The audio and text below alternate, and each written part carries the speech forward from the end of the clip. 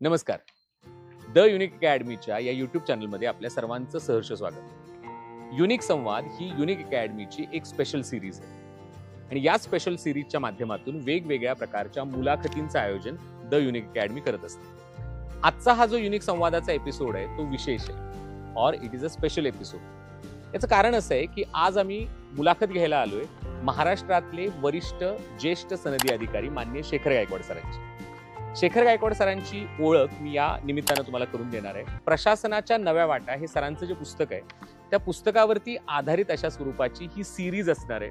त्यामुळे याला आपण असंही म्हणू शकतो की प्रशासनाच्या नव्या वाटा जो युनिक संवाद आहे त्या युनिक संवादाच्या अंतर्गत प्रशासनाच्या नव्या वाटा पॉवर्ड बाय माननीय शेखर गायकवाड सर असे आपण त्याला म्हणू शकतो. सरांची थोडक्यात जर ओळख करून द्यायची म्हटली तर सरांचं जे शिक्षण आहे ज्याच्यामध्ये MSc ॲग्रिकल्चर, देन MA समाजशास्त्र, MA तत्वज्ञान आणि LLB हे सरांचं एज्युकेशनल क्वालिफिकेशन आहे. भारतीय कृषी अनुसंधान परिषदेचं बहुआयामी शिष्यवृत्ती 1980 ते 1983 या कालखंडामध्ये सरांना प्राप्त होती. महाराष्ट्र लोकसेवा आयोगाच्या कृषी सेवा वर्ग परीक्षा 1 यामध्ये 1984 मध्ये राज्यात सर्वप्रथम सर आलेले होते. तर नागरी सेवा परीक्षेमध्ये 1985 साली सर उत्तीर्ण होऊन उपजिल्हाधिकारी या पदावरती रुजू झाले. कोल्हापूर, सांगली, सोलापूर, पुणे या जिल्ह्यामध्ये सरांनी उपजिल्हाधिकारी म्हणून काम पाहिलं. सन 1999 मध्ये मुख्यमंत्र्यांचे खासगी सचिव म्हणून देखील सरांची नियुक्ती झाली. 2000 या वर्षी IAS या पदी सरांची पदोन्नती झाली आणि मग महाराष्ट्र जीवन प्राधिकरण, भूजल संचालक, मुख्यमंत्र्यांचे सहसचिव, पुणे महानगरपालिका आयुक्त आणि राज्याचे साखर आयुक्त अशा वेगवेगळ्या महत्त्वाच्या भूमिका सरांनी बजावलेल्या आहेत. स्पर्धा परीक्षांच्या तयारीसाठी आजवर हजारो विद्यार्थ्यांना मार्गदर्शन सरांनी केलंय. राज्यातील अनेक महसूल अधिकारी व कर्मचाऱ्यांना कायदेविषयक प्रशिक्षण देण्याचं काम सरांनी केलं. महाराष्ट्रातल्या शेतकऱ्यांना कायदेविषयक साक्षरतेसाठी सरांनी मोलाचं योगदान दिलंय. त्याचबरोबर घरपोच धान्य योजनेची कल्पक आखणी आणि त्याच्या यशस्वी अंमलबजावणीसाठी राज्य शासनाचा राजीव गांधी प्रशासकीय गतिमानता पुरस्कार हा सरांना प्राप्त आहे. सांगली जिल्ह्यातल्या अग्रणी नदीच्या पुनर्जीवनासाठी राष्ट्रीय जल पुरस्कार सरांना प्राप्त आहे. शेतकऱ्यांना केलेल्या कामासाठी देव मामलेदार पुरस्कार या पुरस्कारांना देखील सरांना गौरवण्यात आले. यशदा पुणे किंवा प्रशासकीय प्रबोधिनी या ठिकाणी ट्रेनी IAS अधिकाऱ्यांचं प्रशिक्षण हे सरांच्या माध्यमातून पार पडलेलं आहे. त्याचबरोबर लबासना मसुरी या ठिकाणी IAS अधिकाऱ्यांना प्रशिक्षण देण्याचं काम सरांनी केलं. इंटरनॅशनल शुगर कन्व्हेन्शन जी लंडन या ठिकाणी पार पडली त्या ठिकाणी देखील सरांनी मार्गदर्शन केले. सरांनी आतापर्यंत 30हून अधिक पुस्तकांचं लेखन केले ज्यातल्या काही पुस्तकांना राज्य शासनाचे पुरस्कार प्राप्त आहेत. तर सरांच्या 36 वर्षाच्या प्रशासकीय कारकिर्दीचा आदर्श एका नव्यानं तयारी करणाऱ्या विद्यार्थ्यांसमोर हा देखील असलेला आपल्याला पाहायला मिळतो. सरांची संपूर्ण ओळख किंवा सरांची संपूर्ण डिटेल त्यांचा जो काही पूर्ण प्रवास आहे प्रशासकीय सेवेतला तो या व्हिडिओच्या डिस्क्रिप्शन बॉक्समध्ये देखील तुम्हाला स्वतंत्र त्यांचा बायोडेटा देखील पाहायला मिळेल. तुमच्याप्रमाणेच मला देखील उत्सुकता आहे की सरांना वेगवेगळ्या प्रकारच्या प्रश्नांच्या माध्यमातून सरांच्या व्यक्तिमत्वाचे पैलू उलगडून पाहण्याची आजचा जो आपला विषय जो पहिली जी सुरुवात होते ज्याच्यामध्ये प्रशासनाच्या नव्या वाटा याच्या अंतर्गत आपण जी चर्चा करणार आहे त्यातला पहिला जो टॉपिक आहे तो म्हणजे स्पर्धा परीक्षा आणि ग्रामीण विद्यार्थी. चला तर मग सुरुवात करूया आजच्या पॉडकास्टला.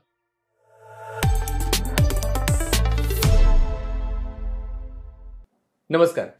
सगळ्यात पहिल्यांदा सर्व प्रेक्षकांच्या वतीनं, सर्व विद्यार्थ्यांच्या वतीनं आणि महाराष्ट्रातून जे सगळेजण हा व्हिडिओ बघतायत त्या सर्वांच्या वतीनं मी सर्वात पहिल्यांदा माननीय शेखर गायकवाड सर यांचं स्टुडिओमध्ये स्वागत करतो. सर धन्यवाद तुम्ही हा वेळ दिल्याबद्दल. प्रशासनाच्या नव्या वाटा आणि त्या प्रशासनाच्या नव्या वाटांची सिरीज ही आजपासून सुरू होते आणि त्यातला एक एक पदर उलगडत असताना वेगवेगळ्या प्रकारचे प्रश्न किंवा वेगवेगळ्या प्रकारचे पैलू हे मी तुम्हाला विचारणार आहे. माझा सगळ्यात पहिला प्रश्न तुम्हाला याच्यामध्ये असा आहे की 1980 ते 1983 या कालखंडामध्ये तुम्ही कृषी विद्याशाखेची पदवी घेत होता. राहुरी विद्यापीठामध्ये तुम्ही तुमचं एज्युकेशन घेतलेलं आहे आणि ती डिग्री मिळवत असताना किंवा ते शिक्षण घेत असताना आपल्याला प्रशासकीय सेवेमध्ये यायचंय किंवा या सेवांमध्ये करिअर करायचंय ही प्रेरणा तुम्हाला कुठनं मिळाली? प्रशासकीय सेवांची प्रेरणा अगदी लहानपणापासून मला माझ्या वडिलांकडनं मिळाली. म्हणजे माझे वडील अनेक वेळा असं म्हणायचे की तू SM जोशींसारखा तरी हो, नाहीतर मग तू कलेक्टर तरी हो. आणि मला असं वाटतं की फार अगदी लवकर म्हणजे लोकांना आणि विशेषतः ग्रामीण मुलांना आश्चर्य वाटेल पण 6वी पासून कधीतरी कॅज्युअली असं फक्त करायचं म्हणून नाही, परंतु जेव्हा जेव्हा आम्ही चर्चा करायचो त्यावेळी आयुष्यात झालं तर कलेक्टरसारखं काहीतरी व्हायला पाहिजे, की जे दुसऱ्याला न्याय देताना तिसऱ्या माणसावर आपण अवलंबून राहणार नाही. ही प्रतिमा मात्र फार लहानपणापासून माझ्या मनावर बिंबली होती आणि त्याचा मी फार पद्धतशीररित्या अ, मला वाटते 11वी पासूनच छोट्या तयारीला सुरुवात केली होती. मी अनेक मुलाखतीत सांगितलं आहे, की 6वी पर्यंत माझी 100 पुस्तकं वाचून झाली होती. पण त्यावेळी मी फार लेखन करत नव्हतो अजिबात. पण 11वी-12वी नंतर मात्र जेव्हा पुणे ॲग्रिकल्चर कॉलेजमध्ये मी आलो, त्यावेळी पुस्तक वाचलं, की त्याचा एक सारांश एका पानामध्ये लिहून काढायचा, अशी एक सवय मी मला स्वतःला जोडून घेतली. त्या वह्या माझ्याकडे अजून आहेत. 80 सालची वही माझ्याकडे आहे, की मी बर्ट्रँड रसेलच्या ह्या पुस्तकात काय वाचलं, मी पी.जी. वुडहाऊसमध्ये काय वाचलं, मार्क ट्वेनने काय लिहिलं, कुठला कुठला परिच्छेद मला आवडला. आता हा जो आहे त्याचा माझ्या डिबेटिंगसाठी मला उपयोग झाला. मी अखिल भारतीय पातळीवर वक्तृत्व स्पर्धांमध्ये पुणे कृषी महाविद्यालयाचं आणि विद्यापीठाचं सलग 5 वर्ष नेतृत्व केलं आणि त्यामुळे भारतातली इतर विद्यापीठातली मुलं ही बहुतेक उत्तर विद्यापीठाची मुलं जी आहेत उत्तर भारतातली ती सगळी हिंदीतून भाषण करायची आणि सदर्न स्टेटची मुलं ही इंग्रजीतून भाषण करायची आणि मला पण इंग्रजीतून भाषण करायला जास्त कम्फर्टेबल वाटत होतं.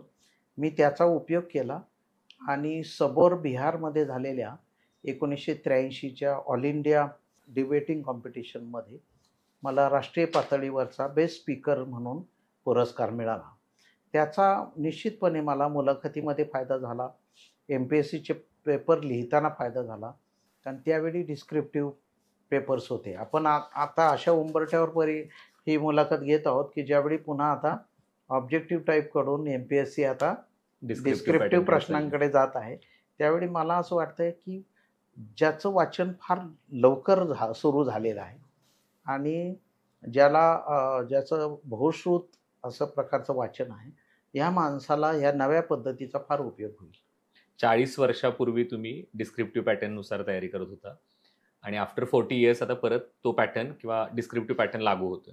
त्यावेळीच्या ज्या अडचणी होत्या त्या अडचणी आजही तशाच आहेत किंवा ग्रामीण विद्यार्थ्यांना ती तयारी करत असताना कुठल्या अडचणी त्यावेळी होत्या आणि त्याच्यात काही बदल झालेत का किंवा त्याच्यात काही सुधारणा झाल्यात का आणि तुम्ही त्याच्यावरती कशी मात केलेली होती? त्यावेळच्या अडचणी बऱ्याचशा मूलभूत स्वरूपाच्या होत्या. म्हणजे कशा, एम्प्लॉयमेंट न्यूजमध्ये UPSCची जाहिरात यायची. तर एम्प्लॉयमेंट न्यूज पेपर आणायला राहुरीहून पुण्याला यावं लागायचं. म्हणजे एक पेपर खरेदी करायला आणि तो पण संपूर्ण पुण्यात 1 किंवा 2 ठिकाणी मिळत होता. तो फिजिकली पेपरमधली जाहिरात कापायची आणि तो फॉर्म भरून द्यायचा, अशी पद्धत होती.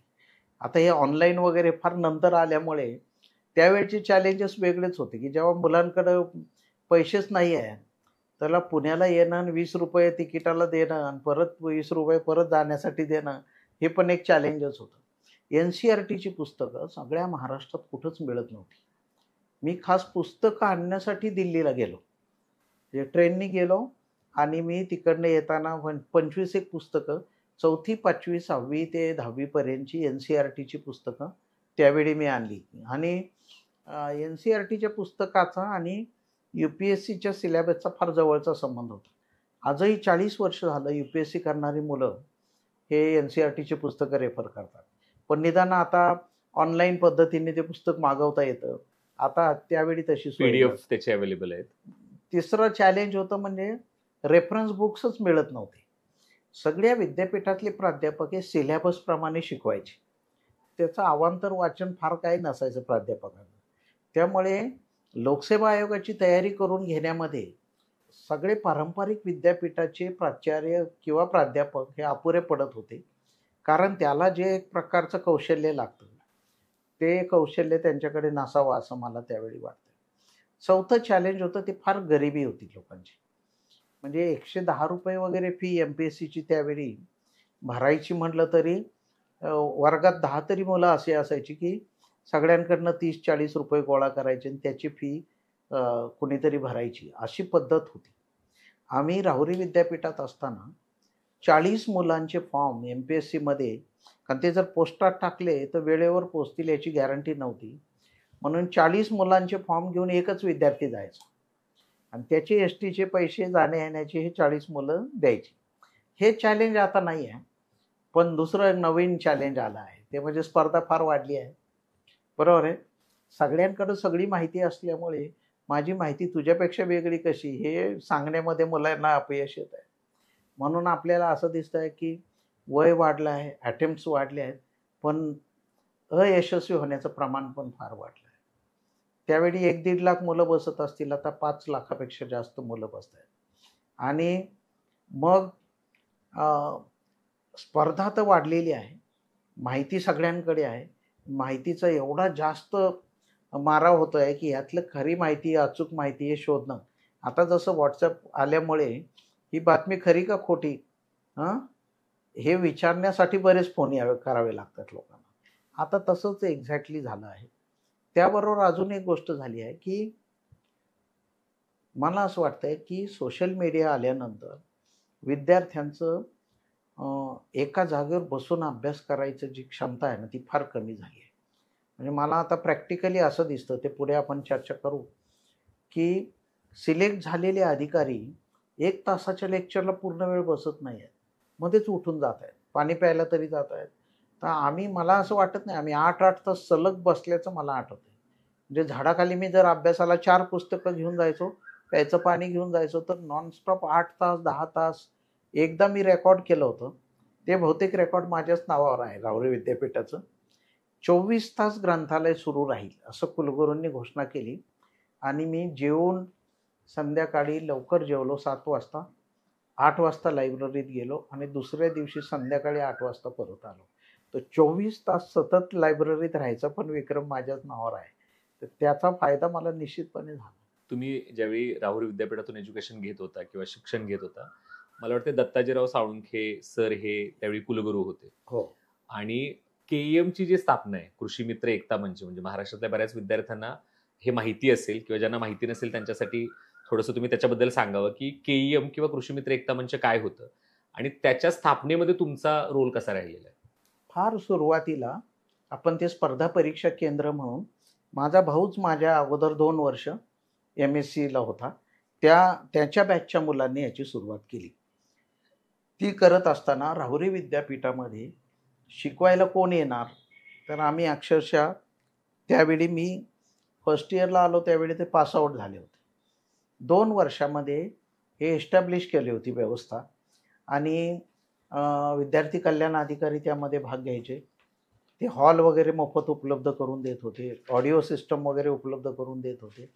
विद्यार्थ्यांचा रोल हा होता की एकेका प्राध्यापकाशी ट्रंक कॉल लावायचा, त्याला विनंती करायची, त्यांना जाण्या येण्याची सोय करायची, त्याची 1 दिवसासाठी गेस्ट हाऊस द्यावं असं कुलगुरूंनी. महाराष्ट्रभरातून प्राध्यापक बोलवले जायचे. यदी फडके पुणे विद्यापीठात शिकवायचे, परांजपे सर होते पॉलिटिकल सायन्स शिकवायचे. या लोकांना राहुरीला घेऊन जायचं आणि त्यांचा एसटीचा खर्च विद्यार्थी करायचे. त्यांना रिसीव्ह करायला एक स्टँडवर एक विद्यार्थी उभा राहणार, तो ते रेस्ट हाऊसला घेऊन जाणार, त्यांचं जेवणाची सोय बघणार आणि मग ते आले की 1-2-3 तास सलग शिकवायचे. आणि ती पद्धत माझ्या काळापर्यंत एस्टॅब्लिश झाली होती. आणि स्पर्धा परीक्षा केंद्रामध्ये आम्ही मुलंच नंतर काही शिकवायला लागलो. मग हळूहळू काही प्राध्यापक तयार झाले. म्हणजे जर 50 प्राध्यापक असतील तर जे विद्यार्थी प्रिय प्राध्यापक होते ते आमच्या विनंतीला मान देऊन थोडा अभ्यास करून सिलेबसच्या बाहेर जाऊन आम्हाला शिकवायला लागले आणि याच्यातनं हे केंद्र मोठं झालं. त्यानंतर अनेक वर्षांनी म्हणजे एकेकाळ असा आला की मला वाटते मी 2013 साली राहुरी विद्यापीठात गेलो कोणाच्या सत्कारासाठी, तर MPSCतनं झालेल्या एकूण 700 अधिकाऱ्यांच्या सत्कारासाठी मी गेलो. 700 म्हणजे आपण इमॅजिन करू शकत नाही. MPSCत जर 300 फौजदार झाले तर त्यातले जवळजवळ 200 पेक्षा जास्त फौजदार राहुरी विद्यापीठातले असायचे. मग CRPF आलं, मग UPSC आलं, मग बँकिंग आलं. माझ्या भावाच्या काळात एका वेळी 100 लोक, एकाच बॅचचे 100 लोक ॲग्रिकल्चर फायनान्स ऑफिसर. त्या काळामध्ये रिझर्व्ह बँकेने सांगून सगळ्या बँकांना ॲग्रिकल्चर ऑफिसर्स नेमायच्याबद्दल मला वाटते मोठ्या प्रमाणात चळवळ झाली आणि त्याचा परिणाम म्हणून सगळ्यात जास्त पगार त्यावेळी सरकारपेक्षा बँकांमध्ये होता.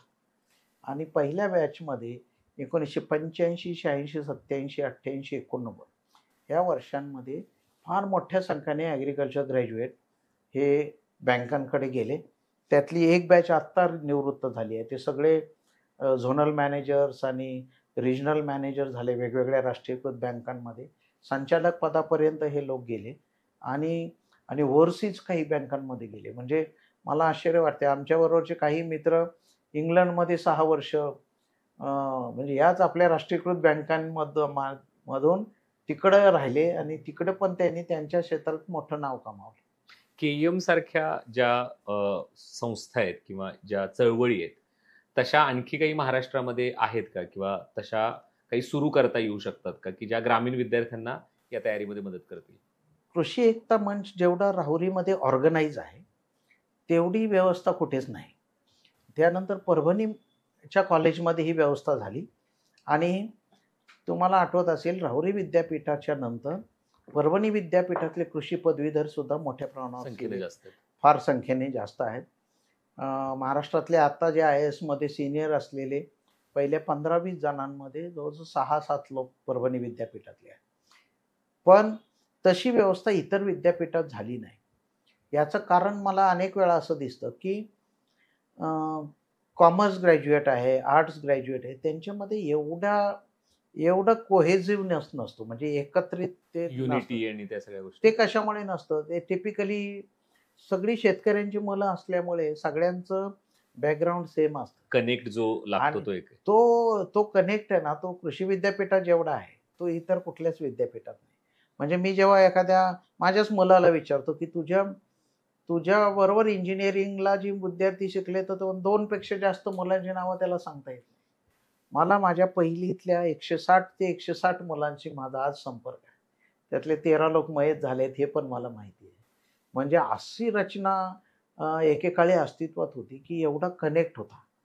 आणि मुलं सुट्टीमध्ये सुद्धा राहुरीमध्येच राहायचे, अभ्यास करायचे किंवा गेले तर पुस्तकं घेऊन एका विद्यार्थ्याच्या शेतावर जिथं चांगलं घर आहे अशा ठिकाणी 15-15 दिवस अभ्यास करत बसायचे.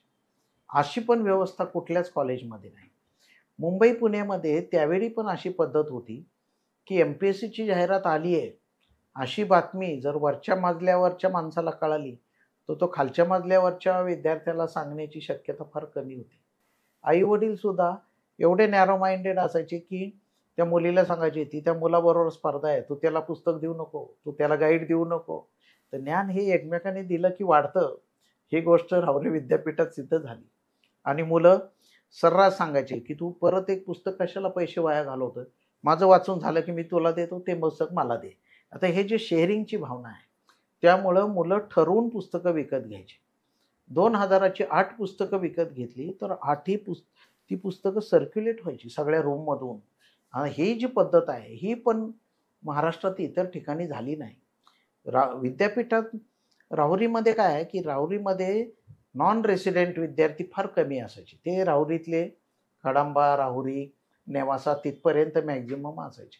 बाकी सगळी मुलं हॉस्टेलला राहायची आणि हॉस्टेलला राहत असल्यामुळे पूर्ण वेळ अटेंडन्स होतं त्यांचा आणि मग मेस पण मुलं चालवायची.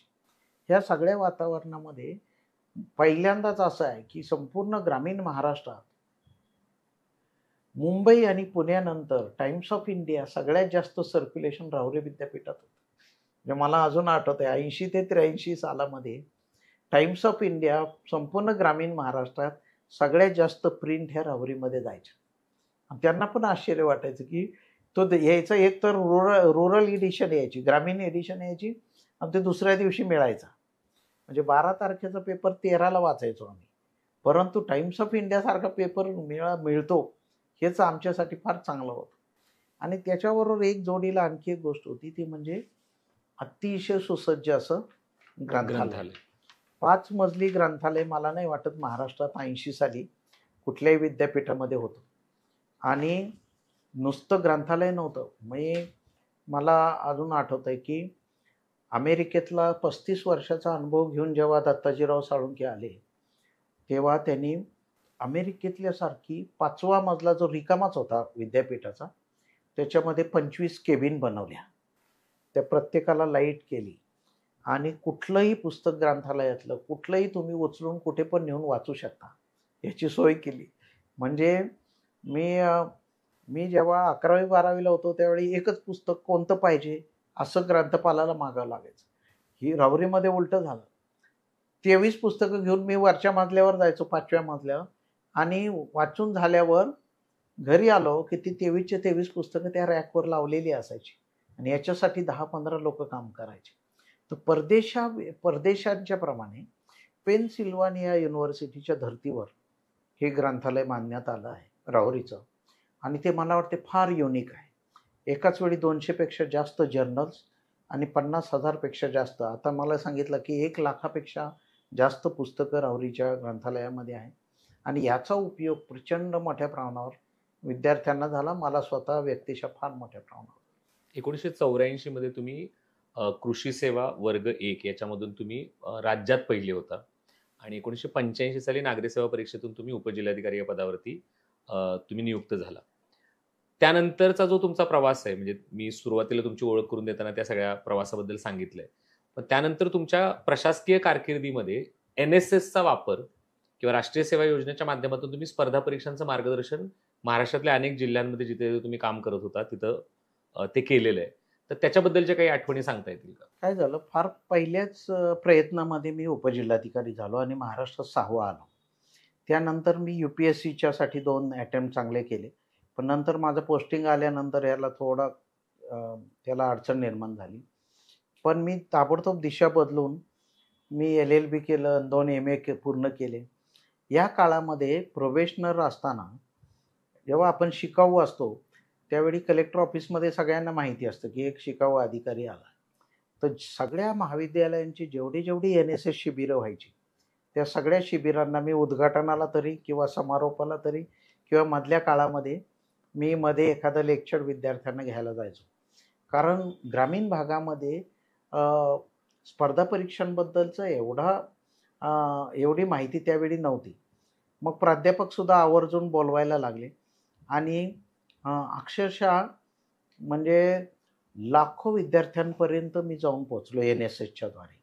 NSSच्या कॅम्पला मी आवर्जून 2 किंवा 3 तास हजेरी लावायचो आणि विद्यार्थ्यांच्या बरोबर समक्ष बोलत असल्यामुळे त्यांना एक प्रकारचा आत्मविश्वास वाढण्यामध्ये मदत झाली आणि एका कॅम्पला गेलो की त्यांचे प्रश्न विचारात घेऊन दुसऱ्या कॅम्पमध्ये चर्चा, याचा मला असं वाटतं एक उपयोग झाला आणि मग हळूहळू हजारो विद्यार्थ्यांपर्यंत पोहोचण्यामध्ये पण मदत झाली.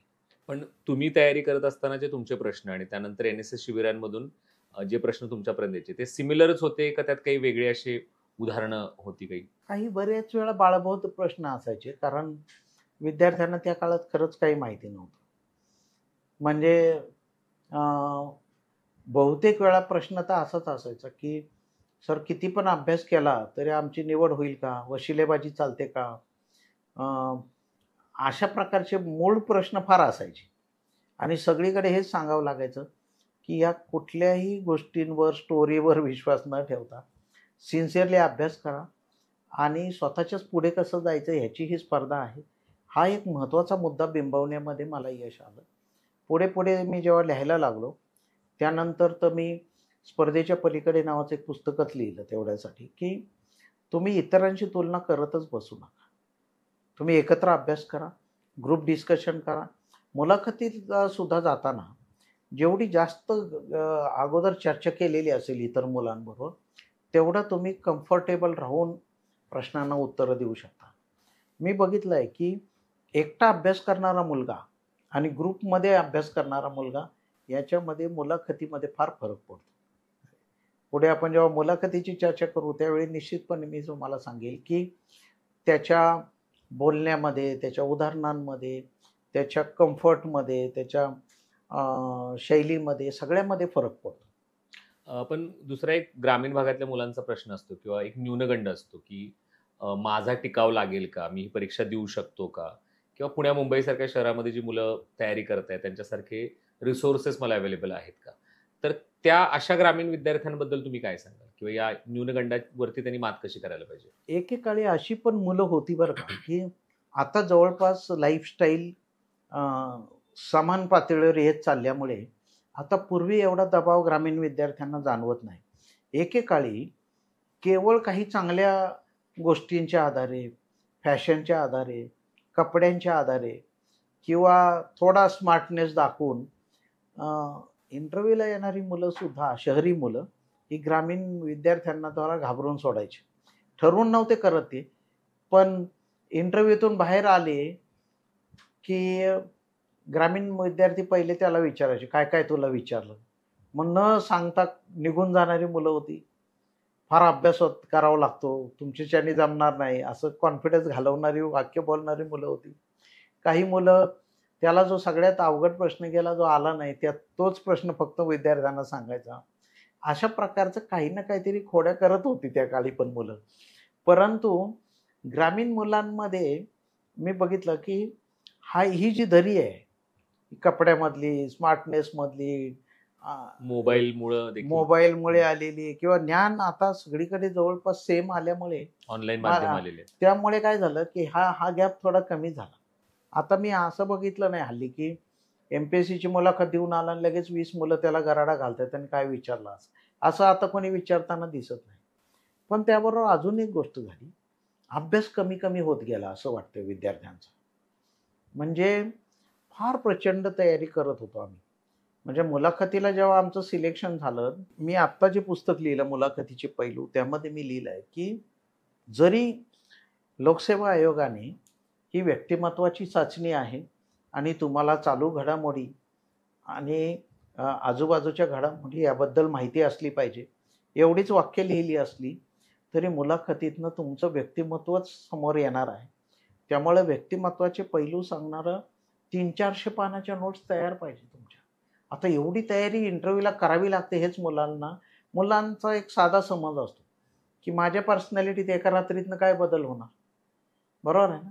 असं काय अचानक बदलणार आहे? माझी शैली बदलणार नाही, माझी मराठीची टोन बदलणार नाही. मी ग्रामीण आहे तर मी लगेच बोलताना मी ओळखू येतो मी ग्रामीण भागातला आहे. मी अमुक क्षेत्रातला आहे म्हटलं तर तिकडची एक बोलायची शैली आहे. कोल्हापुरी मुलगा ओळखू येतो, सातारी मुलगा ओळखू येतो, फलटणचा मुलगा वेगळा आहे असं लक्षात येतं, विदर्भातला मुलगा वेगळा आहे असं, कारण तो बोलायची शैली वेगळी आहे. पण असं असलं तरी मुलांमध्ये आता जरा कॉन्फिडन्स पातळी जास्त आहे, पण अभ्यास नेमका कमी आहे.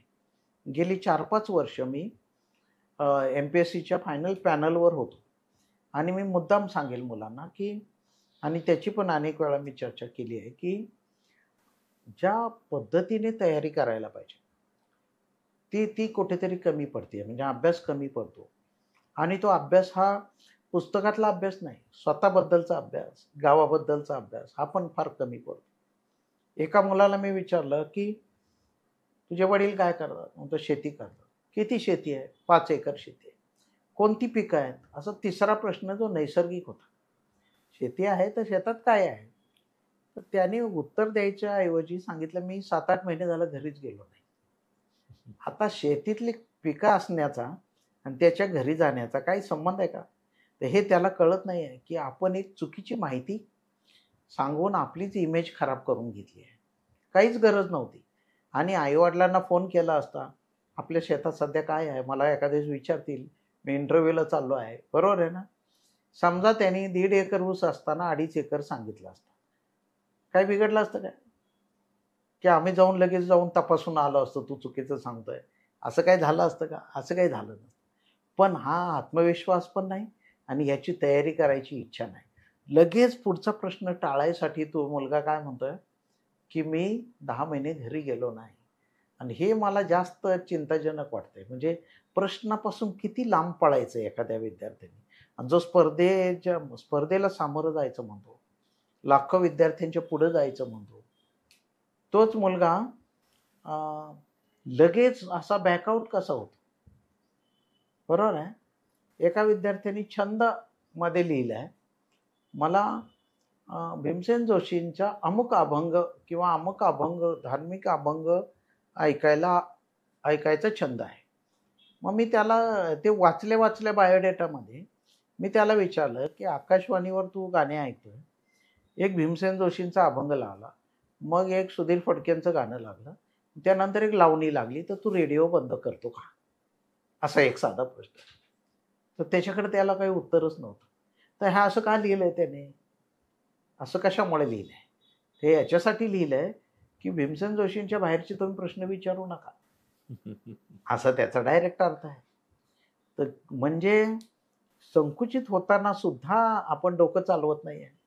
किती संकुचित व्हायचं, असं असं पद्धतीने मला अभंग आवडतात, असं मी छंद असू शकतो. हां, अभंगवाणी मला आवडते. पण अभंगवाणी म्हटलं तरी 100 एक संतांचा अभ्यास करावा लागेल. जनाबाईंचा एक अभंग म्हणून दाखवावा नाही, कोणी सावतामाळीचा अभंग मग हे टाळायचं आहे मला. म्हणून मी काय करतोय, अमुक विषयाचा मला अभंग आवडतो असं म्हणतोय. बरोबर आहे ना? तर हा जो दृष्टिकोन आहे हा सोडायला पाहिजे मुलांनी आणि व्यापक दृष्टिकोन स्वीकारला पाहिजे आणि त्याची पर्सनॅलिटी त्याच्यातनंच खरं म्हणजे स्पष्टपणे जाणवणार आहे.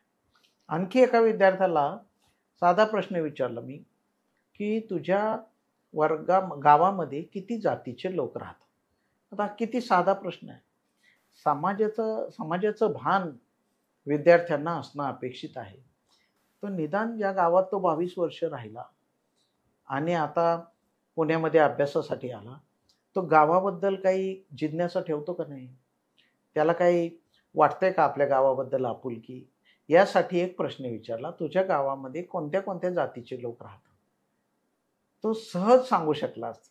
म्हणजे त्याच्या वर्गातल्या 5 मित्रांकडे बघितलं असतं त्यांनी काही क्षण, तरी त्याला आठवलं असतं की आमच्या गावात ABCDE या जातींचे लोक राहतात. बरोबर आहे का नाही? असं उत्तर अपेक्षित होतं. तो म्हणतो, सर मी गाव सोडून आता बरीच वर्ष झाली. तर गावातल्या जाती बदलणार का? बदलणार नाही. मग हा जो मुद्दा आहे की शेतीच्या भाषेत सांगायचं तर घास कमी आणि कडबा जास्त, असं हे वाचन आहे सगळं. तर त्याच्यातलं निरक्षर विवेक हे म्हणतात आपण, की त्यातलं इसेन्स काढायला पाहिजे. तो विद्यार्थी काढताना दिसत नाही आणि त्यासाठी प्रचंड वाचन करायला पाहिजे.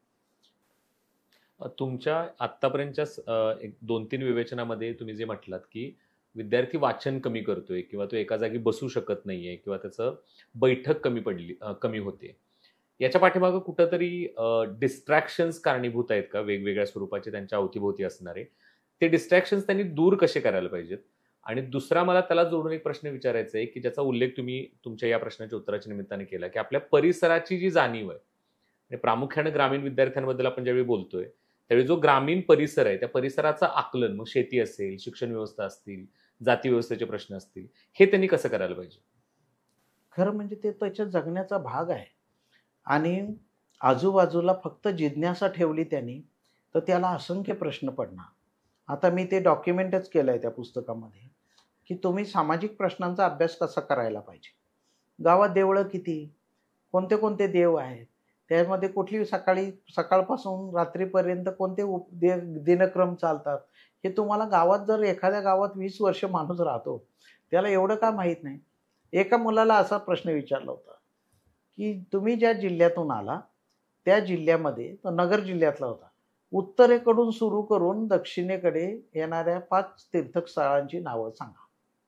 सिंपल प्रश्न होता, फक्त त्याला जिल्ह्याचा नकाशा डोळ्यापुढे ठेवायचा होता, पण तो त्याला करता आलं नाही. त्याने आधी मध्य भागातलं उदाहरण सांगितलं, मग तो उत्तरेला गेला, मग तो दक्षिणेला आला, असं झालं. तर माझं काय म्हणणं, हे सामाजिक भान हे सगळीकडे आहे. आता सरपंचाची कामं, शहरी मुलगा पाठांतर करतो कारण त्याने सरपंच बघितलेला नाही, त्यांनी कॉर्पोरेटर बघितलाय, तो नगरसेवक बघितलाय, त्याला सरपंच काही इमॅजिन करावं लागतं. ग्रामीण भागाला फार जवळचा माणूस आहे सरपंच, दिवसातनं 8-10 वेळा त्याला आडवं जाणारा सरपंच आहे, तो अतिक्रमणाची नोटीस देणारा सरपंच आहे, मालमत्तेचा कर गोळा करणारा सरपंच आहे, तुमच्या घराची नोंद होणार नाही असं सांगणारा माणूस तोच आहे, घराचा मालक मेल्यावर वारस नोंद करणारा तोच आहे. तर घरामध्ये काही नैसर्गिक आपत्ती आली, घर पडलं, गोठा पडला, तर त्याचा पंचनामा करताना सरपंच आहे.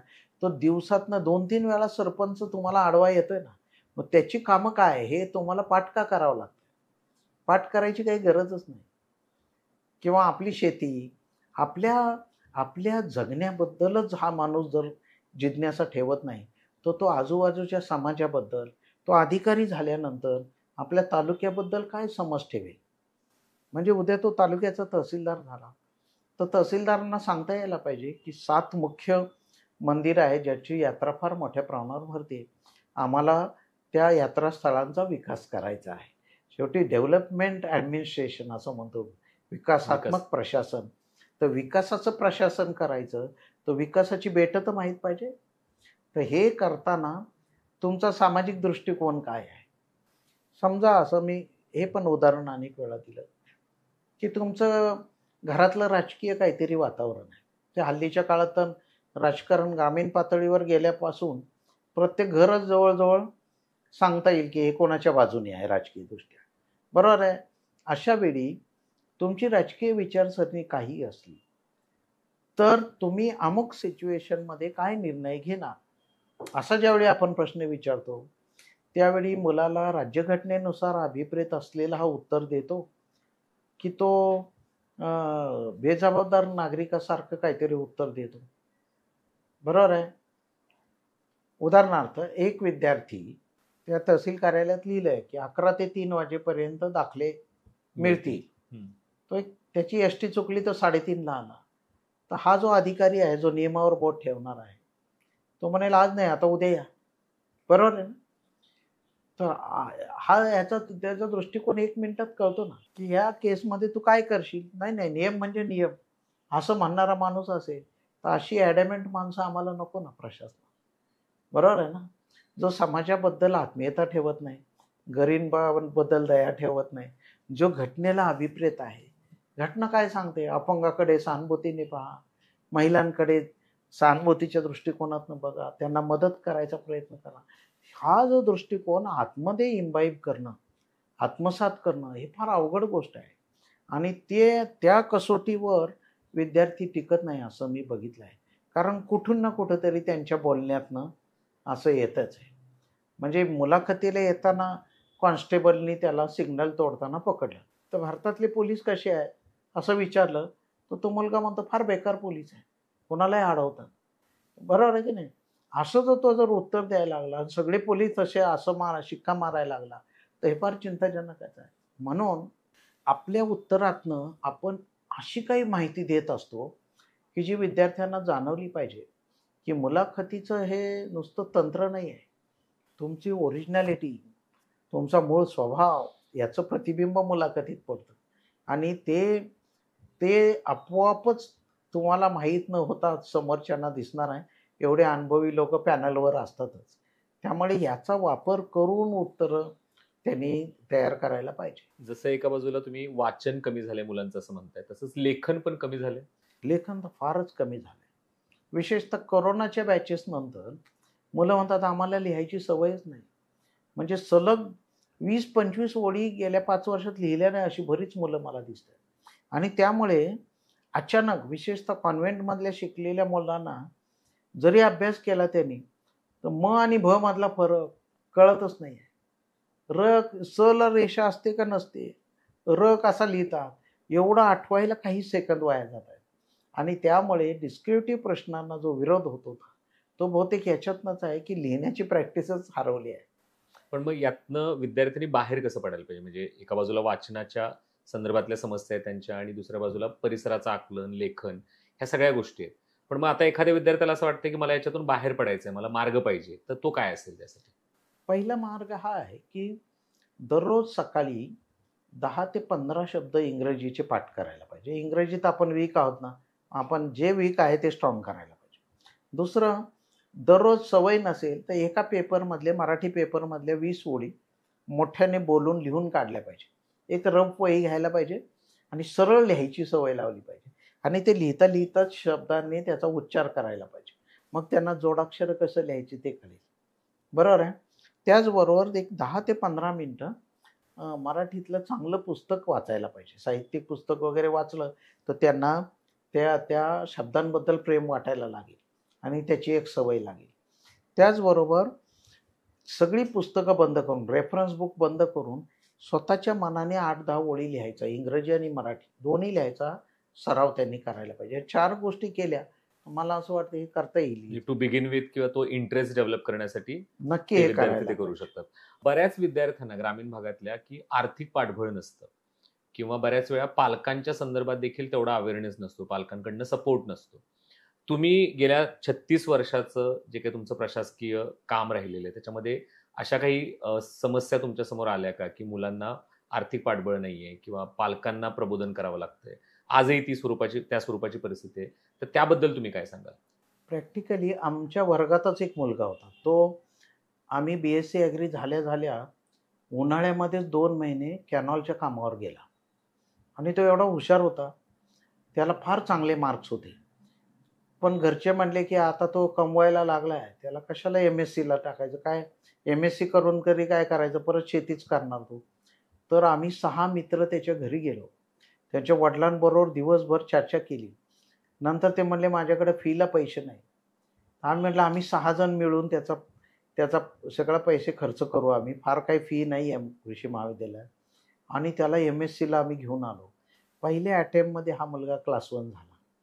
आज 37 वर्ष नोकरी करून नुकताच तो रिटायर झाला. मला वाटतं हे स्पिरिट पण विद्यार्थ्यांच्यात कमी दिसतंय. एकमेकाला मदत करण्यामध्ये प्रॉब्लेम येतोय. अनेक विद्यार्थी आता माझ्याकडे पण येऊन अभ्यास करतात. मला वाटते आत्तापर्यंत 20 ते 25 विद्यार्थी माझ्या खोलीमध्येच राहून अभ्यास त्यांनी केला. अतिशय गरीब मुलं, UPSC करणारी आणि MPSC करणारी सुद्धा. तर लोकांनी एकमेकाला थोडी मदत करायला पाहिजे अडचणीच्या काळामध्ये. त्याचबरोबर असा पण एक विद्यार्थी बघितला, जो 2 वर्षापूर्वी मुलाखतीला आला होता. 11वा अटेम्प्ट होता. 11 वर्ष तो अभ्यास करतो पेठांमध्ये. त्याला मी विचारलं, घरचे किती पैसे पाठवतात? तो ₹7,500. मग आता तो म्हणला, यावर्षी शेवटचा अटेम्प्ट आहे. मी म्हटलं, तू अशी शक्यता धर, यावर्षी तुझं सिलेक्शन होणार नाही. तर काय होईल? नाही, यावर्षी मी सिलेक्ट होणारच. म्हणलं 1% प्रोबॅबिलिटी अशी गृहीत धर की तू होणार नाही. यावर्षी मी 100% सिलेक्ट होणार, असं उत्तर दिलं. मी त्याला म्हटलं, की जगाच्या पाठीवर कुठल्याही देशामध्ये अशी पद्धत नाही आहे की आईवडिलांच्या पैशावर वयाच्या 42 वर्षापर्यंत मुलगा शिकतोय आणि दर महिन्याला आईवडिलांकडनं ₹7,500 घेतो. असं जगात कुठेही व्यवस्था अस्तित्वात नाही. जी भारतातच आहे फक्त. स्पर्धा परीक्षामध्ये अयशस्वी होणाऱ्याचं प्रमाणच 98.5% आहे. असं जर असेल तर पहिल्या 2-3 वर्षात जर आपण सिलेक्ट नाही झालो तर विद्यार्थ्यांनी पार्ट टाईम काम करायचा प्रयत्न करायला पाहिजे आणि आईवडिलांचं ओझं कमी करायला पाहिजे. केवळ आईवडिलांची ऐपत आहे म्हणून किंवा त्यांच्यावर दबाव आणून काही विद्यार्थी मला माहिती आहे ज्यांनी जमिनी विकायला लावल्यात वडिलांना. तुम्हाला माझं चांगलं बघवत नाही, विका ना 1 एकर जमीन, काय फरक पडतो, असं म्हणणारी मुलं मी बघितली आहे. त्याचबरोबर लॉक टेबल, 5 रुपयात मिळणारा लॉक टेबल हा एकेकाळी मला अजून 2 टेबल घ्यायचे आहेत असं सांगून वडिलांकडनं हजार रुपये घेणारी त्याच्यावर मजा करणारी मुलं पण मी बघितली आहे. त्याचबरोबर 10 अटेम्प्ट कुठलाच प्रकारे हातपाय न मारता, कुठली नोकरी न करता, पार्ट टाईम जॉब न करता असे ह्या मुलांनी प्रयत्न केल्याचं दिसत नाही. की लायब्ररियनला भेटले, सर मी लायब्ररीमध्ये 4 तास काम करू का, मला ₹25 देणार का तुम्ही आठवड्याला, आहे की नाही. कमवावं शिका योजना आहे, कागदावरच दिसते. आमच्या हॉस्टेलमध्ये दूध वाटप अनेक गरीब मुलं करत होती, त्यासाठी त्यांना काही पैसे मिळायचे आणि दुधाचं कुपन मिळायचं. राहुरीमध्ये आणि सगळी कोल्हापूर कॉलेज, पुणा कॉलेज सगळीकडे हे होतं. अशी मुलं आता दिसतच नाही मला. तर तो एक मोठा प्रश्न निर्माण झाला आहे. खर्च कमी करणे, आईवडिलांचं ओझं आणि आईवडिलांशी संवाद साधणे, हे पण याच्यामध्ये पण मुलं कमी पडतात. की माझं सिलेक्शन यावेळी 15 मार्काने राहिलं, पण मी पुढचा अटेम्प्ट चांगला देणार आहे आणि यावेळी नाही झालं तर मी थोडी पार्ट टाईम जॉब शोधेल, पण तुम्हाला पुढच्या वर्षी एवढे पैसे द्यावे नाही लागणार, असं फ्रँकली आईवडिलांना सांगणारं मुलं का नाही सापडत. ती ट्रान्सपरन्सी नाहीये, ती पारदर्शकता नाहीये. मुलं काहीतरी लपवतायत, मग मुलांच्या बद्दल आईवडिलांना विश्वास वाटतो. अपयशाच्या भीतीमधनं कदाचित असं होत असेल मुलांकडून. अपयशाच्या भीतीने होत आहे किंवा कसं सांगायचं आईवडिलांना मी नाही सिलेक्ट झालो, हे नॅचरल आहे. कुठली मुळात स्पर्धा परीक्षा हीच मुळात स्पर्धेची आहे, म्हणून काही लोक यशस्वी होणार, काही अयशस्वी होणार, हे फिक्स आहे. मग असं असताना नाही सिलेक्शन झालं तर वाईट वाटायचं कारण नाही, पण हे फ्रँकली घरच्यांना सांगता आलं पाहिजे. आणि तसं करताना मुलं दिसत नाही. त्याला उलट भीती वाटते की माझ्या गावातला अजून एक मुलगा आहे, त्याला तर सांगायचं नाही, कारण तो घरी सांगेल यावर्षी त्याचं सिलेक्शन झालं नाही. असं काहीतरी लोक जगलरी करतायत.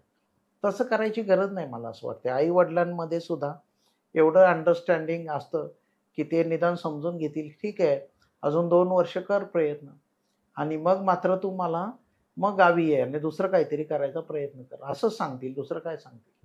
बऱ्याच वेळा पालकांचे दबाव असू शकतात का काही विद्यार्थ्यांच्या बाबतीत? काही विद्यार्थ्यांच्या बाबतीत निश्चितपणे दबाव असतो, आणि पालकांमध्ये पण एक चूक आहे तुलना करण्याची. मग अमक्याचा मुलगा झाला, तू का सिलेक्ट होत नाही? आता का होत नाही, तर त्याला त्याची प्रत्येकाची पर्सनॅलिटी वेगळी आहे, त्याची मेमरी वेगळी आहे, त्याची लिहिण्याची शैली वेगळी आहे, त्याचा अभ्यास वेगळा आहे, त्याचं इंग्रजी कच्चं आहे, गणित कच्चं आहे, काहीतरी आहे, आणि प्रत्येकाचंच व्यक्तिमत्व वेगळं असल्यामुळे सगळ्यांना सारखा न्याय कसा मिळेल? Each child is a different.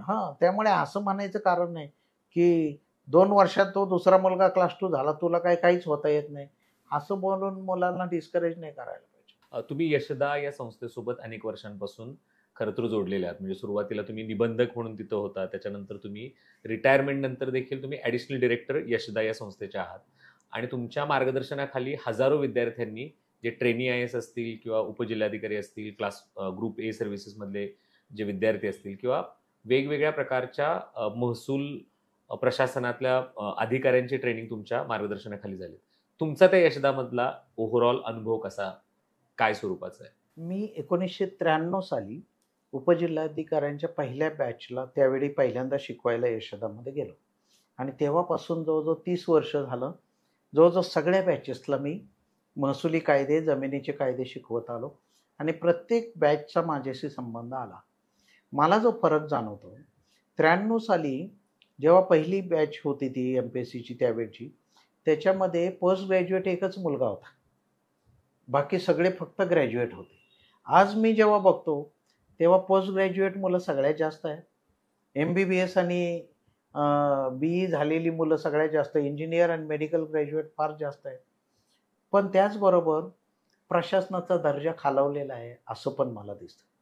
म्हणजे सगळ्यात जो फरक जाणवतो तो हा, की डिग्री जास्त क्वालिफाईड माणूस आला प्रशासनामध्ये म्हणून प्रशासन चांगलं झालं का, तर त्याचं उत्तर निगेटिव्ह आहे असं माझं मत आहे. कारण ज्यावेळी कमी शिकलेले लोक होते तेव्हा ते फार सिन्सिअर होते. आता पहिल्या दिवसापासून लोक कुठली पोस्ट चांगली आहे, कुणाशी वशिला लावला की इथे पोस्टिंग मिळेल, मला कुठल्या पोस्टमध्ये जास्त पैसे मिळतील, असं विचार करणाऱ्यांची संख्या फार जास्त आहे असं मला वाटतं. आणि ते फार चिंताजनक आहे की आपण मूल्य शिक्षणाच्या बाबतीमध्ये आपण यांना फारसं काही तयार करू शकलो नाही, आणि त्यांच्यामध्ये जरी इथिक्सचा पेपर आता UPSCला असला तरी इव्हन MPSCच्या नवीन पॅटर्नमध्ये देखील तो आहे, तरी सुद्धा इथिक्सच्या बाबतीमध्ये ही नवी पिढी फार मागे आहे असं मला स्वतःला वाटते. दुसरं महत्त्वाचं जे फरक मला जाणवतं, मुलांच्या बरोबर आले आहेत, परंतु किमान 10 ते 15% जे क्लास 2 किंवा क्लास 1 झालेल्या मुली आहेत आणि मुलं आहेत त्यांचा डिव्होर्स झाला आहे असं पण मला चित्र दिसतंय. म्हणजे मला ह्याचा सामाजिक दृष्ट्या अर्थच लावता येत नाही की एक तर गव्हर्नमेंट जॉब लोकांना पाहिजे, 12 कोटी लोकांतनं 1000 मुलं MPSCतनं सिलेक्ट होऊन क्लास 1 क्लास 2 होत आहेत, आणि त्यातले यशस्वी किती होतात असं जेव्हा मी बघतो तेव्हा असं दिसतं त्याच्यातले जवळजवळ 50% लोक अयशस्वी होत आहेत त्यांच्या करिअरच्या शेवटी. आणि मला एक जुना अभ्यास वाचायला मिळाला की यांचं पुढे काय होतं, तर असे 100 अधिकारी आले तर 2% अधिकारी हे वयाची 58 किंवा 60 म्हणजे रिटायरमेंटचं वयच ते गाठू शकत नाही. म्हणजे काय, म्हणजे त्यांचा ॲक्सिडेंट होतोय, ते व्यसनामुळे मरतायत, कुठला तरी आजार होतोय, काहीतरी होत आहे. 6% माणसं ही डिपार्टमेंटल एन्क्वायरीसह रिटायर होत आहे. म्हणजे रिटायरमेंटच्या दिवशीच त्यांच्या ऑर्डरमध्ये लिहिलेलं असतं की यांच्या विभागीय चौकशीच्या अधीन राहून यांना सेवानिवृत्त करण्यात येत आहे. राहिलेल्या लोकांपैकी एका पण माणसाचं नाव समाजाला बघायला मिळत नाही. हे फार चिंताजनक आहे. म्हणजे असं म्हणतात, आणि जे इंग्रजीमधलं फार फेमस कोटेशन आहे की अनेक वेळा अपयशापेक्षा यशामुळे माणसं जास्त मुरदाड बनतात, आणि याचं प्रतिबिंब मला यशस्वी झालेल्या मुलांमध्ये फार मोठ्या प्रमाणावर दिसतं.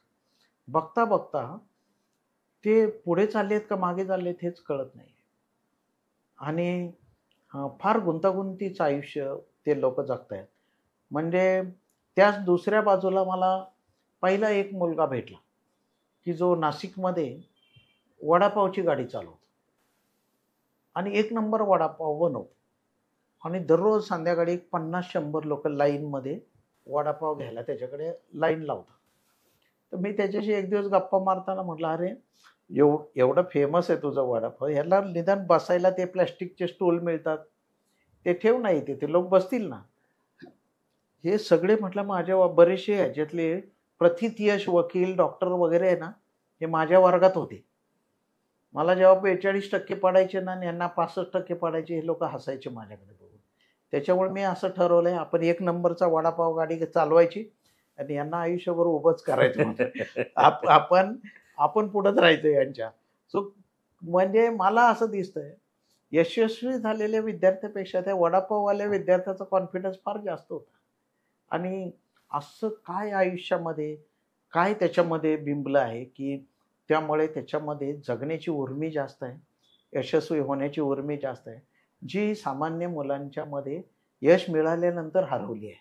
आणि याचं उत्तर हे सगळ्यात आजकालच्या काळात अवघड आहे असं मला वाटतं. मला एक थेट प्रश्न तुम्हाला विचारायचा आहे की स्पर्धा परीक्षा आयोगाच्या बाजूनं जर विचार केला किंवा MPSC किंवा UPSC हे आयोग एका बाजूला आणि दुसऱ्या बाजूला शासन म्हणून तुम्ही ज्यावेळी त्यांचं प्रशिक्षण आयोजित करता, ते प्रशिक्षण आणि तो प्रशिक्षणाचा कार्यक्रम दुसऱ्या बाजूला, आयोग एका बाजूला आणि तो प्रशिक्षण कार्यक्रम, हे त्या विद्यार्थ्याकडनं किंवा उमेदवाराकडनं नेमकं काय पाहतायत किंवा कशाची अपेक्षा आहे? आयोगाच्या बाबतीत सांगायचं तर बॅलन्स विचार करणारा, समाजाच्या प्रश्नांचं भान असणारा, आजूबाजूच्या घडामोडींबद्दल सजग असणारा, बरोबर आहे, चांगली पर्सनॅलिटी असणारा आणि ज्याची एज्युकेशनल त्याचं बॅकग्राऊंड चांगलं आहे, चांगली उत्तरं देऊ शकणारा, कारण त्याचं रिटर्नमधलं मेरिट जे आहे ते आहे म्हणून तर तो इंटरव्ह्यूला आलेला आहे. त्यामुळे आयोगाला अशा प्रकारचा निपक्षपाती दृष्टिकोन असलेला चांगला अधिकारी अपेक्षित आहे, जो घटनेनुसार काम करेल आणि समाजाबद्दल सहानुभूती ठेवेल. ट्रेनिंगच्या बाबतीत जर बघायचं गेलं, यशदामध्ये त्याच मुलांचं रूप बघितलं तर आम्हाला पाहिजे सिन्सिअर मुलं, जे सामाजिक भान ठेवतील, त्यांचा सोशल क्वोशंट चांगला असेल, त्याने श्रीमंताचं काम लवकर करावं आणि गरीब महिला आले की दुर्लक्ष करावं असं त्यांनी करता कामा नये. त्याने उलट गरिबाचं काम अगोदर करून दिलं पाहिजे. हा दृष्टिकोन त्याच्यात कसा आणता येईल, हा एक मोठा ट्रेनिंगच्या काळामध्ये त्याचं व्यक्तिमत्व सर्वांगीण कसं करता येईल आणि त्याचबरोबर तो डेव्हलपमेंटच्या सगळ्या विषयांचा सखोल अभ्यास करणारा आणि गव्हर्नमेंटला पण ॲसेट कसा तयार होईल अशा दृष्टीने आपण विचार करतो. ट्रेनिंगमध्ये अजून एक अपेक्षा असते की ही जी परंपरा आहे नोकरशाहीची, ती परंपरा काय आहे की राजकीय व्यवस्था बदलली तरी राजकीय व्यवस्था नेहमी त्याच्या पक्षाचा, कार्यकर्त्याचा विचार करते. अधिकाऱ्यांनी तसा करता कामा नये, बरोबर आहे ना. गरीब माणूस आला किंवा त्याचा जातीच्या दाखल्यासाठी आला तर तो कुठलाही राजकीय सत्ता असली तरी त्याला त्याचा अधिकार म्हणून दाखला मिळालाच पाहिजे. सो घटनेनुसार त्याला जे अधिकार आहेत नागरिक म्हणून, ते सगळे देण्यासाठीचा प्रयत्न या पोस्टवर बसलेल्या माणसाने करणं अभिप्रेत आहे. त्याने राजकीय विचार करणं अभिप्रेत नाही, बरोबर आहे ना. किंवा कोणाच्या तरी सांगण्याहून कोणाचा तरी इलेक्शनचा फॉर्म बाद करणे हे अपेक्षित नाही. तो मेरिटवर काय इलेक्शनमध्ये होईल ते होईल, पण ह्यांनी जाणीवपूर्वक त्याचा फॉर्म बाद करता कामा नये हे बघणं आणि अशा नागरिक घडवणं आणि असे अधिकारी घडवणं हे आमचं काम असलं पाहिजे. नुकतंच डिसेंबर 2024 मध्ये स्पर्धा परीक्षा साहित्य संमेलन पार पडलं. त्या स्पर्धा परीक्षा साहित्य संमेलनाबद्दल आणि त्याच्या आधीच्या पार्श्वभूमीबद्दल आणि त्याच्या भविष्याबद्दल तुम्ही काय सांगाल? खरं तर पहिलं स्पर्धा परीक्षा साहित्य संमेलन 2010 साली स्टडी सर्कल मार्फत जे आयोजित केलं ते संयोजनाच्या कल्पनेमध्येच मी होतो. तेव्हा पहिल्या अधिवेशनालाही मी होतो. मी 4थ्या स्पर्धा परीक्षा साहित्य संमेलनाचा अध्यक्ष पण होतो नाशिकच्या. स्पर्धा परीक्षा साहित्य संमेलनाने पहिल्यांदा ग्रामीण भागात स्पर्धा परीक्षेचं वातावरण तयार केलं आणि हे महत्त्वाचं कॉन्ट्रीब्युशन मला वाटतंय स्पर्धा परीक्षा साहित्य संमेलनाचा आहे. याचबरोबर मोठ्या प्रमाणावर जी पुस्तकं शहरात आल्याशिवाय मिळत नाही, ती पुस्तकं या संमेलनाच्या निमित्ताने एकाच जागेवर मिळतात. नंबर 3, तिथे तुलना करायची संधी मिळते, की सामाजिक विचारवंतांच्या बद्दल एकूण 8 पुस्तकं विकायला आहेत. त्यातलं कुठलं पुस्तक जास्त चांगलं आहे, कुठलं दर्जात्मक आहे, हे त्यांना तुलना करायची संधी त्याला मिळते आणि त्यामुळे क्वालिटी असणारं साहित्य तिथं विकलं जातं. अनेक चांगल्या अधिकाऱ्यांना ऐकायची संधी त्यांना मिळते आणि प्रशासकीय दृष्टिकोन समजतो. आणि ह्या म्हणजे आंतरराष्ट्रीय संबंध वगैरे हे जे विषय असे आहेत, की जे थिअरॉटिकली वाचून कळत नाही. लकीली आता हे जनरेशनमध्ये काल चर्चा झाली अमेरिकन अध्यक्ष आणि युक्रेन अध्यक्षाची, तर ती झेलेन्स्की. चर्चा ताबडतोब YouTubeवर तुम्हाला पाहायला मिळते आणि त्याचे बारकावे तुम्हाला अभ्यासता येत आहेत, की एका बलाढ्य महासत्तेच्या अध्यक्षाच्या पुढे एका देशाचा अध्यक्ष कुठल्या स्वाभिमानाने बोलतो आणि ते बोलायची शैली काय आहे हे त्यांना प्रत्यक्ष बघता आलं तर हे नंतर पाठांतर करायची गरज नाही. तो त्याच्या बोलण्यामध्ये येईल, त्याच्या मुलाखतीमध्ये येईल, त्याच्या लिहिण्यामध्ये येईल. तर मला असं वाटतं की सोशल मीडियाचा योग्य तो चांगला उपयोग करायची संधी पण या पिढीला आहे. आता तर ChatGPT आलं आहे. अनेक जे अभ्यास करताना जे मुद्दे आपण लिहितो, ChatGPT 1 मिनिटाच्या आत तुम्हाला देते. तर ते उतरून काढले तरी मला असं वाटतंय फक्त ते लिहायचा मुलं कंटाळा करतात. ते कॉपी पेस्ट करून तिथेच ठेवतायत, मग लिहिणं होतच नाही. तर माझं म्हणणं आहे लिहिण्याची प्रॅक्टिस केली तर अक्षर पण चांगलं होईल, लक्षात पण राहील. एकदा लिहिलं ना तर 5 वेळा वाचण्याचाच इफेक्ट लिहिण्यामध्ये आहे. त्यामुळे त्याचा पण उपयोग करायला पाहिजे. मला शेवटचे 2 प्रश्न विचारायचे आहेत. आपण या मुलाखतीच्या शेवटाकडे आलोय. युनिक अकॅडमी एक संस्था म्हणून आम्ही काय करायला पाहिजे ग्रामीण भागातल्या विद्यार्थ्यांच्या या एकूण गरजांबद्दल, याबद्दल तुम्ही काय सांगाल? मला असं वाटतंय ग्रामीण भागातल्या गरजांबद्दल फार लवकर 8वी 9वी 10वी पासूनच आपण जर काही मुलं शॉर्टलिस्ट करू शकलो, वाटलं तर त्याची स्पर्धा घेऊन करता येईल, कदाचित एखादा ऑनलाईन पोर्टल घेऊन करता येईल. ज्या मुलांना आईवडील पण प्रोत्साहन देणारे आहेत, लगेच ग्रॅज्युएट झाल्या झाल्या घाईघाईने कमी पगाराची नोकरी मिळवण्याची लगेच अपेक्षा नाही. ते आईवडील म्हणते ठीक आहे त्याला करू दे अभ्यास, आम्हाला त्याची शिकवायची तयारी आहे, है ना. असे जे आईवडील आहेत ती आणि मुलं शोधायचं काम आपण करायला पाहिजे. नंबर 2, त्यांच्यासाठी वेगळं साहित्य निर्माण करायला पाहिजे. हे सिलेबस प्रमाणेच आहे, ते फर्स्ट इयर नंतर वाचलं तरी चालेल, पण त्याच्या अगोदर जे शिकायचं आहे त्याला 4थीलाच कळायला पाहिजे की आपला भूगोल हे पुस्तक मला परत MPSCच्या अभ्यासाला लागणार आहे, ते जपून ठेवलं पाहिजे. हे त्याला 4थीमध्येच कसं कळेल हे पण आपण शिकवायला पाहिजे. त्याबरोबर स्वतःचं काही स्टडी मटेरियल करता आलं, की लहानपणापासून आपल्याला पूर्वी धड्याच्या खाली एक होतं स्वाध्याय असायचा. तो स्वाध्याय एवढा छान होता की संत तुकारामांचे अभंग वाचले की देहूला एकदा भेट द्यावी आणि देहूच्या आजूबाजूच्या परिसरात असलेल्या मंदिरांची पाहणी करावी, असं काहीतरी असायचं. आणि त्याचा अभ्यास करा किंवा संत तुकारामांचे आणखी 2 अभंग लिहून काढा. याचा अर्थ काय होता की स्वतःहून काही एक्झरसाइज करायला पाहिजे. तसं आपलं गाव हे तुम्ही एकदा जगला, तिथे सुरुवात आयुष्याची झाली तर आपलं गाव, आपला तालुका, आपला जिल्हा हा तुमच्या पर्सनॅलिटीला जोडला गेला आहे. त्याची सुरुवात जर लहानपणापासूनच करू शकलो आपण तर मग मुलं लिहून काढतील जाणीवपूर्वक की मला हे शिक्षक होते पहिलीला, हे दुसरीला होते, माझी शाळा अशी होती, आणि त्याची आत्मीयता फार वाढायला लागेल. आणि मग हे नंतर पुढं पाठ नाही करावं लागत त्याला, ते आपोआप म्हणजे चित्रपटापेक्षा जास्त चांगल्या पद्धतीने त्याच्या मनावर ते बिंबलं, त्याच्या व्यक्तिमत्वाचा भाग ते बनतो. आता आपण मागच्या पिढीमध्ये आपल्याला पहिलीतलं आपल्या टीचरचं नाव मला माहिती आहे, बरोबर आहे ना, सगळे शिक्षक मला माहिती आहे, पण आत्ताच्या मुलांना विचारलं तर म्हणतात आठवत नाही, आमचा काही संबंध नाही. असं कसं होत आहे, बरोबर आहे ना. तर असं ही छाप मनावर पडण्यासाठी जे जे लागेल, कदाचित काही ऑनलाईन क्लासेस घेता आले, महाराष्ट्रातली कुठली पण मुलं जॉईन होऊ द्या, 10वीच्या पातळीवर 1, 11वीच्या 1, 9वीच्या 1, असं काहीतरी करता येऊ शकतं. शेवटचा प्रश्न मला तुम्हाला विचारायचा आहे. महाराष्ट्रातले तमाम पालक आणि विद्यार्थी तुम्हाला या पॉडकास्टच्या माध्यमातून ऐकतायत, त्यांना तुम्ही काय सांगाल? मी त्यांना एकच सांगेल की जीवनाच्या सगळ्या क्षेत्रामध्ये मोठं व्हायची संधी आहे. ज्या मुलाला बिझनेस करायची इच्छा आहे त्याला स्पर्धा परीक्षेकडे वळवू नका. ज्याला असं वाटतं मी स्पर्धा परीक्षेसाठी मला थोडी संधी द्यावी, त्याला जास्त संधी पालकांनी दिली पाहिजे. जी मुलं अजून निर्णयच घेऊ शकत नाही, मी इकडे करू का इकडे करू, त्याला थोडं बोटाला धरून थोडी दोन्ही प्रकारची माणसं भेटवा, त्याला चांगल्या अधिकाऱ्याकडे घेऊन जा. पेपरमध्ये नाव आलं तर त्याचं वाचून दाखवा, अरे या माणसाने चांगलं काम केलं, बरोबर आहे. कधीतरी तहसील ऑफिसमध्ये जा, तिथे बघा काय आहे, कसं काम चालतं. PSI दाखवा त्याला, PSI 26 जानेवारी 15 ऑगस्टला हे लोक समोर असतात जनतेच्या, 2 मिनिटं बोला त्याच्याशी. ते मुलं इन्स्पायर होतात.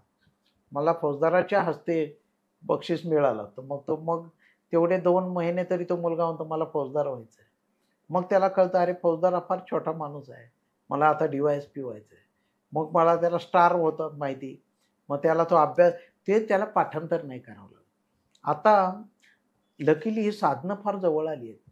आपण यूट्यूबला बघतो 4-4 वर्षाच्या मुलांना 150च्या 150 देशांची राजधानी माहिती आहे, करन्सी माहिती आहे, अशी मुलं तुम्हाला यूट्यूबवर बघायला मिळतील. एवढ्या लहानपणी हे आहे आणि हे तुमच्याकडे उपलब्ध आहे ना, याच्यासाठी पैसे काही खर्च करायची गरज नाही.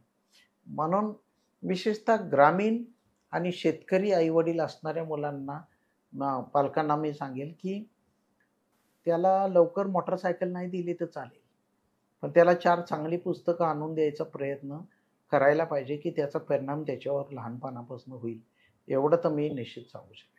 धन्यवाद सर. युनिक संवाद अंतर्गत प्रशासनाच्या नव्या वाटा पावर्ड बाय माननीय शेखर गायकवाड सर याचा पहिला एपिसोड आज पार पडला.